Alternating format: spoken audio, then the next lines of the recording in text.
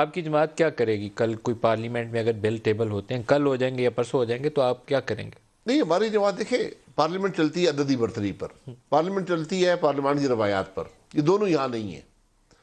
پارلیمان میں منی بل آ رہا ہے، فنانس بل ہے، اس کا طریقہ کار یہ ہے کہ پارلیمنٹ میں آئے گا، ٹیبل ہو جائے گا، سینٹ کو بھیجا جائے گا، وہ اپنے کامنٹس دیں گے، اور پھر اس پر ڈیبیٹ ہوگی۔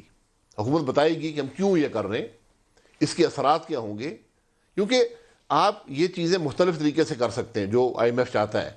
یا تو آپ ڈائریکٹ امپیکٹ ڈال دیں غریب آدمی پر، یا آپ اس کا ٹرکل ڈاؤن امپیکٹ ڈالیں، یعنی جو لوگ زیادہ کماتے ہیں، یہ جو بزنسز ہیں، ان پہ زیادہ امپیکٹ آئے اور اس کا اثر عوام پر آہستہ آہستہ پہنچے۔ یہ اب دیکھنا پڑے گا کس طرح یہ کرنا چاہتے ہیں۔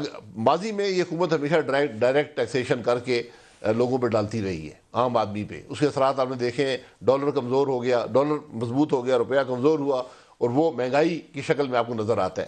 مہنگائی اور بڑھے گی، کیونکہ پریڈکشنز یہ ہیں کہ مہنگائی جو ہے یہ 13% پہ جائے گی۔ جب 13% پہ جائے گی، جو آپ نے پالیسی ریٹ کی بات کی تھی، وہ آپ کو کم از کم 14.5%، 15% رکھنا پڑے گا۔